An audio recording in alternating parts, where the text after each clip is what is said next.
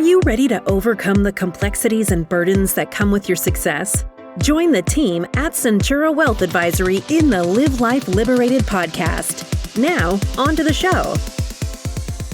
Okay, thank you both for joining me today. Today I have Aubrey Serfling and Lori longtime clients and retired executives that have come along with us in the planning process and allowed us to manage your investments. Thank you for agreeing to sit down with me today. Sure. Yeah, it's a pleasure. Yeah. So who this audience is right for are ultra high net worth individuals and families that are seeking comprehensive and sophisticated wealth management solutions, and the professionals who serve them. I think they would be well served to listen to this today.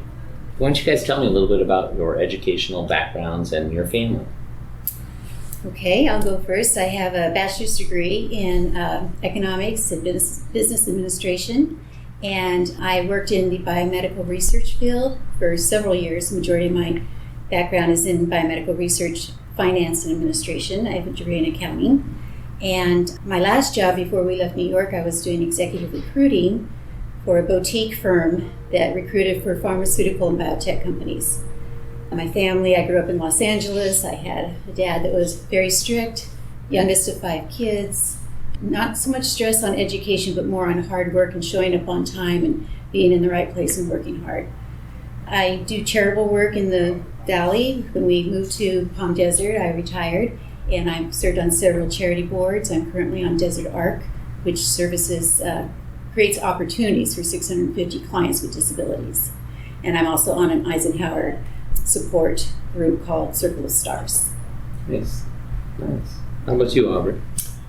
I went to graduate school at Berkeley. First got an MBA in finance, and then went on to get a master's degree in hospital and health administration, where I've spent really my whole career and have been the CEO of 2 organizations, the last one for a very long run, 20 years, and have found it a very fulfilling career and enjoyed it very much. Born and raised in the Midwest on a small family farm that was part in Iowa and part in Minnesota. Yeah, you've shared with me before, like I could survive on very little. I grew up with very little. I could survive on very little, Derek.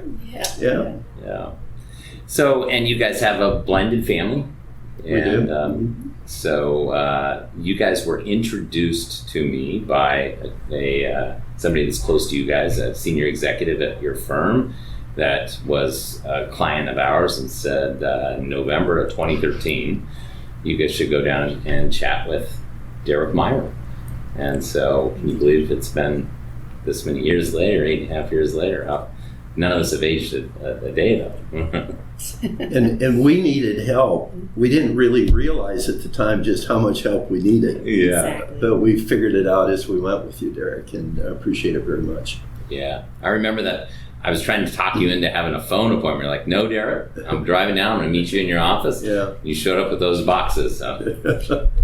I had forgotten that. Yeah. Yeah, I've always had a philosophy that you can't form trust over a Zoom call or over a telephone call. You got to meet the principal in person and shake their hand and get to know them. Yeah. Well, so that started the relationship, and in the planning process, we started to uncover pain points. And as we started to uncover those pain points, started to building a plan. And as we put these together, it's gathering the facts, the assumptions, and the goals. And that takes time. And oftentimes people are like, gosh, do I want to spend this much time and effort in the planning process? Why don't you tell me about the pain points that you uncovered and what you learned along the way in the planning side of it?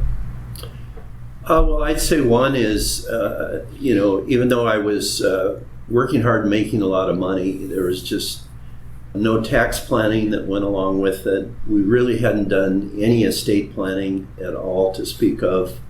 And I think you really were our guide in terms of both estate planning, tax planning, as well as investments. And, working where I did, it was pretty much just putting them in index funds.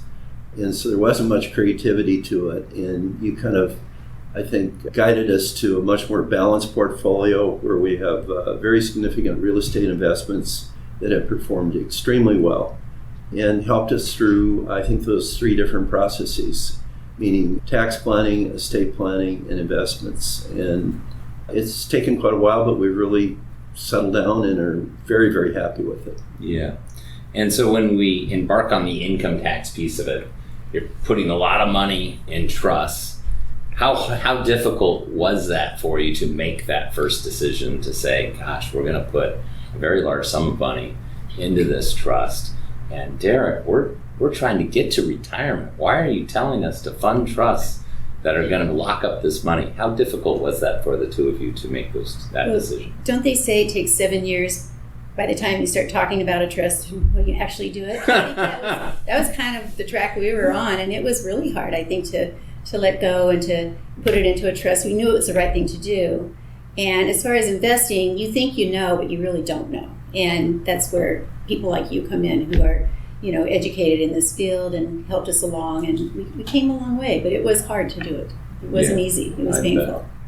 Well, I think the 4 charitable trusts that we set up, we really hit kind of a sweet spot in the market because interest rates were incredibly low. Mm-hmm. And the way these CLATs work, as you will know, Derek, is that the liability is increasing at a federally approved rate, which was very low.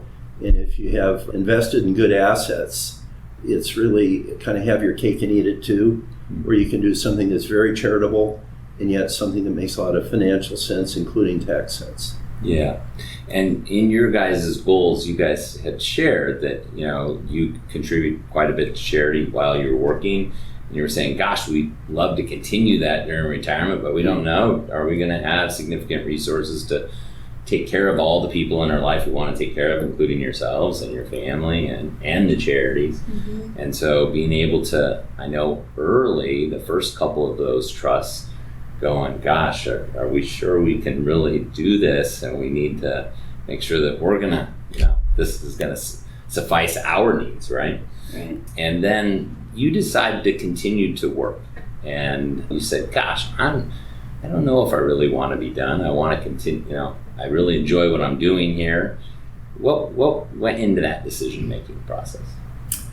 I think part of it was I had an individual that had worked for me for 12 years as the executive vice president and chief operating officer. And I could see that I needed to get out of his way.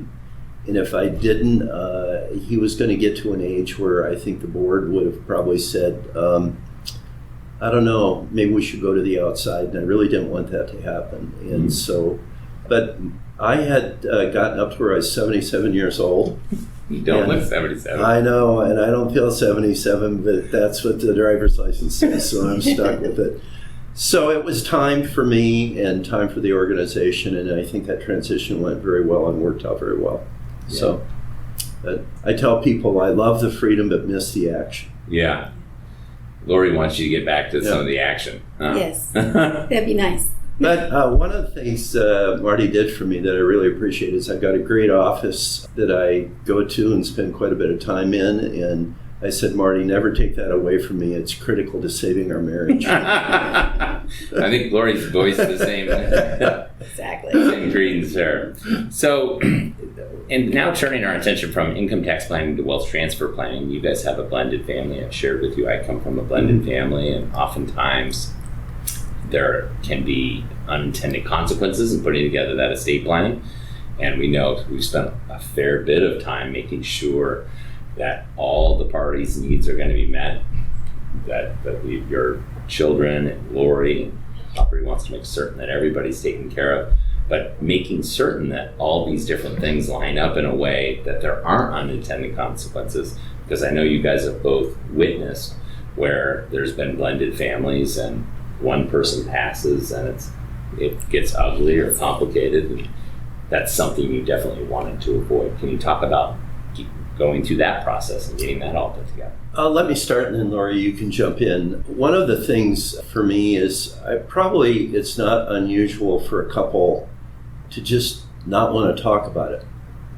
Yeah, it's uncomfortable, right? It's an uncomfortable conversation, and you go, everything's going great, we love each other, we got a great relationship.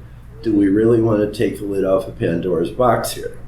and get into all these complicated issues. And I'm really appreciative for what you did. You were very patient with us. I remember once I called you, Derek, and said, don't corner her or push too hard or she'll dig in. We just have to take our time on this.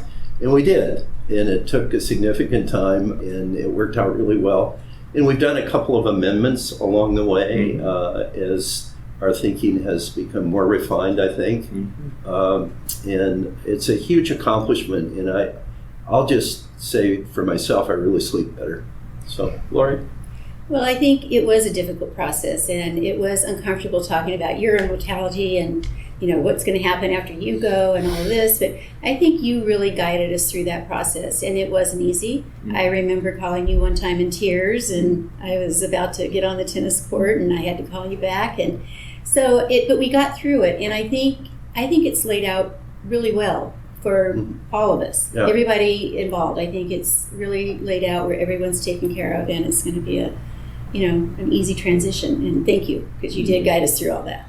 Well, I think what you said is true. Is oftentimes they're like, look, why do I want to deal with it? Its problems are going to happen after I'm gone. Right. And so that somebody in the family is like, let them deal with it, and really having the clarity of saying, no, let's hash it all out. Let's make certain that it's really, everybody knows what it's going to look like, is super, super helpful. Coming from a family where that didn't happen, and my father passed 23 years ago, and we're still dealing with those complexities. So super helpful. I think blended families are particularly tricky. Of course. And like I said, there's a natural human reaction to just push it off and say, I don't feel like dealing with this. But like I said, I think we're both very pleased that we and both sleep better. That we've got that all in place, and I think everybody's feeling very good about what we did. So in our business, most folks focus on investments. I mean, that's a very scalable business. The planning side of the business is typically enough to satisfy clients, and it's typically focused around goal-based financial planning or cash flow-based financial planning. That stuff's needed, but there are much bigger things that we just spoke about. Income tax planning we find to be a huge issue. It really can change somebody's retirement outlook in a big way, as you guys know, really changed. Absolutely. Right? The second is this wealth transfer planning to make sure that the assets are going to go to the people you want, right? There's three categories. There's the friends and family, charity, and government. And if you want to cut out the government and get what you want to these different groups, you have to do the planning around that. And then the third group that we call balance sheet optimization. And that's a catch-all for all the other kind of things that we find in the planning process. And the first one that we had with you was, gosh, you had all these insurance policies all over from all these different people. Yeah. And that took probably, a year or so just to get untwisted. How did that turn out for you? Because in the end, you ended up going against my advice. But you said, Derek, this is what's super important. This is what I want to know. Okay. Yeah. I can't remember going against your advice. See? Yeah. I remember that. It was overfunding. And so, you said, look, in all scenarios, I want to make 100% sure that this is going to work. Yeah. Because you're so if something happened to you, you want to make sure that Lori and your kids were going to be taken care of. So how was that process in getting that all cleaned up? It took about a year of time.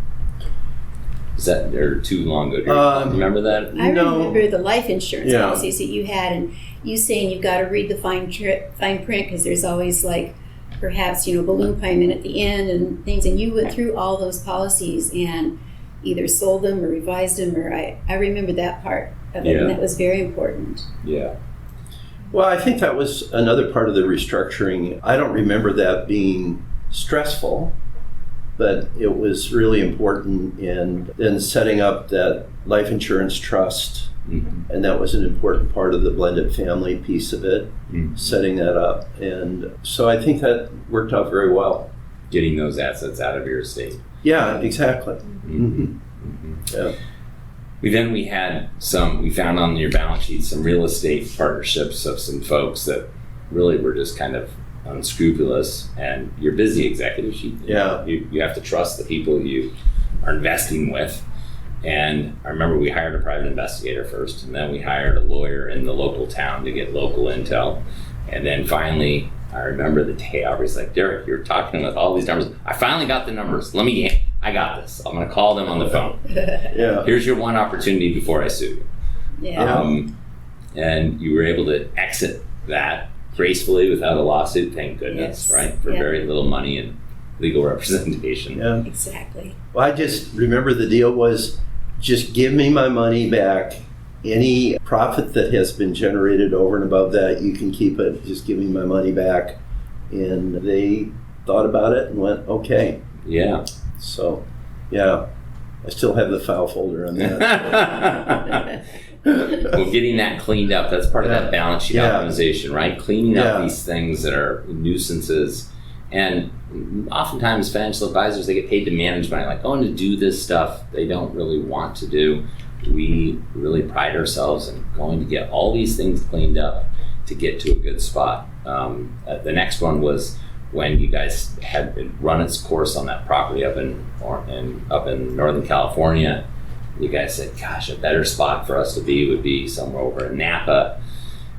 Going through all the math on that and what the risk reward was and what are the risks and getting that relocated.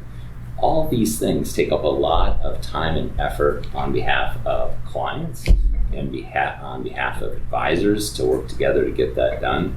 But I think it builds a lot of trust. I'd love to hear about what your experience has been about all those things. Because we've spent a fair bit of time together over the last... Well, you're talking about the real estate investment that we had and how we went to legal and the private investigator. You dug through those files. I remember sending you all the files that we had, and you really did help with that transition of that one. And then the property exchange was a condo that we owned in Redwood Shores, and I remember you saying, you're underwater on this, you're not charging enough rent, but I had good renters in there and we couldn't resist it. And so we finally made the transition up to Napa, and it's much better investment, I think, and you did see us through that too, and I appreciate that. So. Well, one of the things I really appreciate, Eric, is I think a lot of people, when you use the term investment advisor, are kind of stuck with stocks and bonds, and they're thinking portfolio manager. But portfolio manager in a narrow sense. And you thought very broadly, and so we became much better diversified. And rather than just having all our assets in stocks and bonds, we got into a number of alternative investments, and that's really where the payday's been in many ways. Yes, we still have stocks and bonds. I think most of them are in our IRAs, because I guess there's restrictions which IRA can invest in, but that broader view really was incredibly helpful. And I don't think a lot of investment managers do that. I think they're portfolio managers. They are. Most investment advisors stay with the liquid, it's called 1940 Act liquid investments that trade daily. Yeah. And we find as people get higher net worth, it's the illiquid investments. Now they're illiquid, so but for that you get a premium for that illiquidity. And we find that clients make 2, 3, 4 times the amount of money in those investments versus what they do on the liquid side. Another thing that happens as clients age is they've made all their money in the illiquid things, but if they don't have a good plan, the two things that I see happen as they age is say, gosh, I need to get more liquid. If they haven't gotten insurance in place, they don't have enough liquidity. So they make two really fateful decisions. One, let me start selling out of the things that were illiquid that perform the best and pay capital gains. And two, I'm going to hold it in my estate because I don't know what's going to happen. I'm going to pay estate taxes too. Like the worst of, this is where you've made the money. Yeah. And they, for some reason, have this notion I need to be liquid when I die, and trying to convince people to say, gosh, you should invest just like you would invest for yourself, for your kids, for your wife, so that it just perpetuates itself, but that you have a plan such that you're going to navigate what wealth transfer taxes there might be. you guys have done a great job in planning for all those complexities, for those illiquidities that I don't think you're going to face either one of those really estate killing propositions in taxes, both in capital gains and wealth transfer. Don't you think that as people grow older, they start worrying about running out of money? Worry about that too. And, if it's tied up in real estate or something that's illiquid, that fear is probably stronger than if it's in stocks and bonds. That's definitely true. However, I tell clients that the metric that gives people financial peace of mind is not net worth. It's excess cash flow. So if you have 150 or 250 or 500% excess cash flow, you just feel wealthier. It is so great that I give you extra cash flow coming in. You're like, I have so much money. I go on better trips. I buy spouses better presents. Yeah. I give better birthday gifts. Yes. And I have better peace of mind, because then you turn around and say, I've got all this money building up. Let me give it back to you to reinvest. Derek, I wish you'd stop saying excess cash flow in front of Lori. See, that'll be her takeaway from this meeting. We have excess cash flow. I feel good. Do you feel like you guys have excess cash flow? I think there's some peace of mind there for sure. Mm-hmm. And one thing that your firm has been really good is providing the spreadsheets where we go out into the years in the future and we see, or I see, the cash and how we're going to be living and what the expenses are. Expenses are pretty stable now, and that's been very helpful. And it does, you go to bed at night not worrying. Yeah. So it's been helpful. So do you think you have excess cash flow? I think we have adequate cash flow to, in retirement, basically live the same way we did when I was working. Yeah. And quite frankly, I didn't think that would ever be possible, because I think most people, when they retire, think about where they're going to have to cut back. What are they going to have to give up? How are they going to balance the budget? And in the back of my mind someplace, I think that's kind of the program that was running. And so it's been really a pleasant surprise for me that we actually seem to be living in a financially unchanged way, even though I'm retired. Mm. And I remember when we first got started, that was a big, right? Those were the concerns, right? A lot of decisions were made around that baseline scenario assumption. And as the years have gone by, and we've said, well, look, this is what we really think. I know often Aubrey would discount what. Okay, that's great, Derek. If that comes true, that's great. Yeah. But you've got kind of a paradigm shift about your retirement. Mm-hmm. Yeah. Mm-hmm. And the two indicators I watch, I mean, Lori watches the cash flow in some respects closer than I do. I watch the TD Ameritrade cash balance, and I watch the Wells Fargo cash balance, and as long as they're not going down, the cash inflow equals the cash outflow. Yeah. Mm-hmm. Yeah. So you saved enough to really take care of yourselves, and you've also saved enough to really take care of your family and invested well. In addition, community was really important, and a byproduct of the saving and investment is that you've really been able to set yourself up to really take care of the community and the causes that you either work at or did work at or want to support. How has that affected your lives? Well, I think the fact that we can continue to do that in retirement has been important, and to keep us, like you say, connected to the community, whether it's attending the events or giving charitable gifts, has been very important, and I think it still keeps us involved in a way in the community.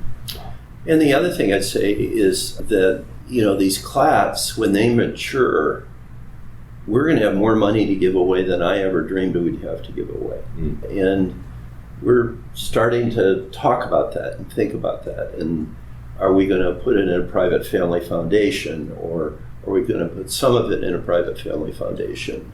But I think we both we have a lot more to give to charity than we ever dreamed we would have to give to charity. And that's a wonderful thing.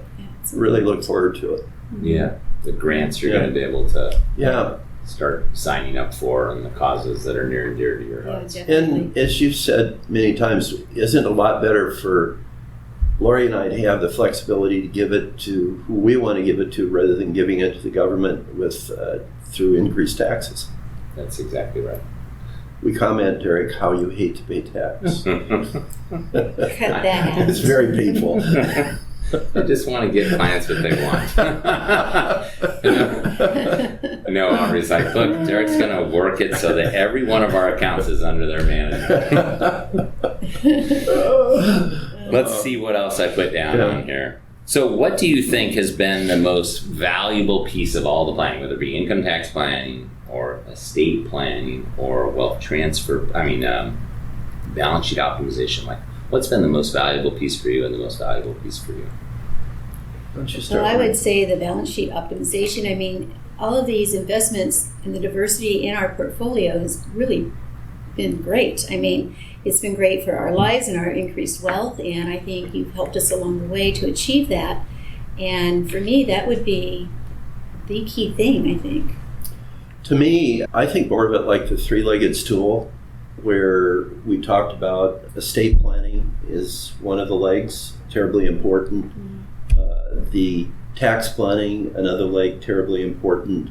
And then the balance sheet optimization in terms of our investments is kind of the third leg of the stool. Mm-hmm. I'd have a hard time saying one is more important than the other. They all were incredibly important. And I think we're both incredibly pleased at the performance on all three. Thank you so much. Yeah. So it's a big commitment of time and money, and people are reticent at first, like, gosh, do I really want to invest the time and the money to do this? Is it going to be a measurable outcome? Am I going to get a material change in my overall situation? What would you say to somebody who's contemplating, I'm on the edge, looking out over it and saying, do I really want to endeavor down this path? What do you say to people that are prospective clients? I don't think we could be where we are without your services and Centura Wealth Management. We know some people who don't have any management involved in their lives, and I can't imagine. I just can't imagine, what they're going to face when they get at the age where then it's too late to plan. Mm-hmm. How about you? I'd say be careful. Yeah, be careful. And hopefully be guided to the person that's going to help you through somebody that you know and trust, and hopefully has experience with them, because I think there are a lot of people out there that aren't deserving of that trust, and I think you are. Mm-hmm. And trust is really so important, and Lori and I both trust you totally, and sometimes I think kind of squirm and go, are we going to go with it? And we usually do, and are very pleased with how it's all turned out. So that personal relationship has really meant a lot to me, and I know to Lori as well. And I have to say, Aubrey gets things quickly. He grasps things and he makes decisions quickly. I'm a processor, Mm-hmm. so sometimes I have to go away and look at it and come back to you and ask more questions. But you've been very patient as far as that goes and guiding me through the steps. And there's been a lot of steps to be guided through on this process. There's a whole team here, right? There's Yeah. a team Oh, of yeah. people. Oh, You yeah. guys have relationships with how many different individuals here at the firm? Boy, at least 6 or 7, perhaps. You and Zoe are the two Primary, but relationships, but yes, then very special or very specialty things come into play. Yeah. Yes. Because it takes a team to really be able to service all these different requirements of your wealth. Right. Well, let's see what else is on here. Well, it's been 8 years, and kind of crazy that we're saying that, 8.5 years. Yeah. And what do you think is your greatest learning from this all as you've gone through all this? What do you think your greatest learning has been? You need help, and you need to deal with the right accounting firm. You need to deal with the right legal firm. You need to have somebody like you, Derek.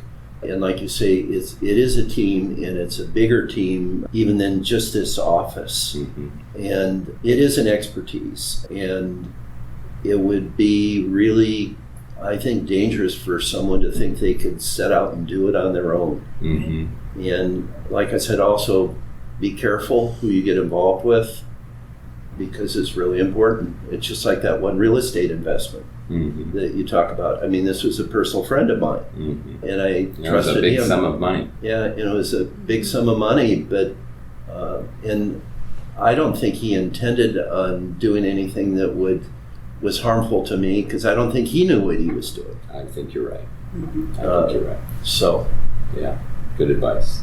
Yeah, I would agree with Aubrey on all of that. The people you connected us to as far as legal and accounting and how that's all tied in, and how you're a support system for, each one of those. It's been valuable. Learning again about investments and what to look for and what not to look for has been a learning process for us. And the trust, setting up the trust. As hard as that was, and as we got through it, and we're there, but it was a learning process to get there. Now we've got 6 trusts. Yeah. I would say the one thing that we do well as a firm is we take that laboring oar of coordination amongst the different firms. Most firms are transactional, whether it's CPA firms or whether they're estate planning firms. Right. They're transactional. They're not relationship based. Yeah. And so somebody has to take the laboring oar of coordination, and I think that we continue to grow the firm to do that, to make sure that you're getting a seamless coordination of delivery, and we make errors, they make errors, we have to follow up and make sure to correct that. But I think that's the value add of our firm beyond the investments is really being the coordinator of it all. Right. And staying close enough to it, you can tell whether it's on track or off track. And if it's not on track, we can talk and figure out what we're going to do to get it on track. Well, in closing remarks here, I will first want to just thank you both for taking the time. So appreciative of doing this. And for our listening audience, closing remarks from either of you?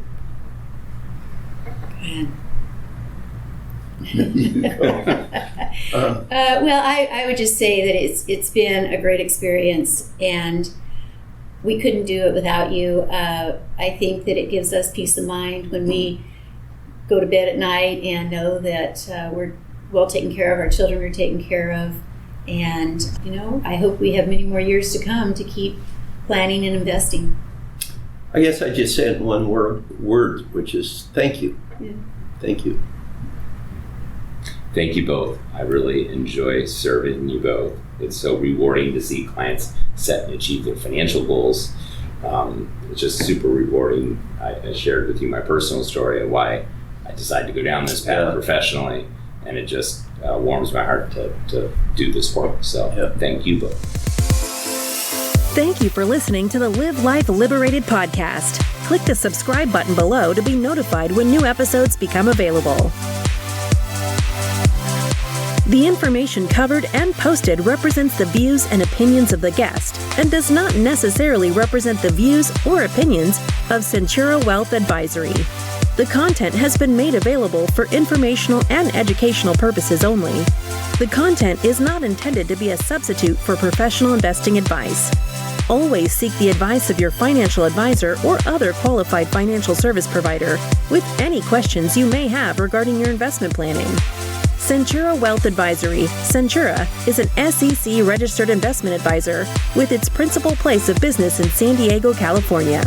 Centura and its representatives are in compliance with the current registration and notice filing requirements imposed on SEC registered investment advisors, in which Centura maintains clients. Centura may only transact business in those states in which it is notice filed or qualifies for an exemption or exclusion from notice filing requirements. Past performance is no guarantee of future results. Tax relief varies based on client circumstances, and all clients do not achieve the same results.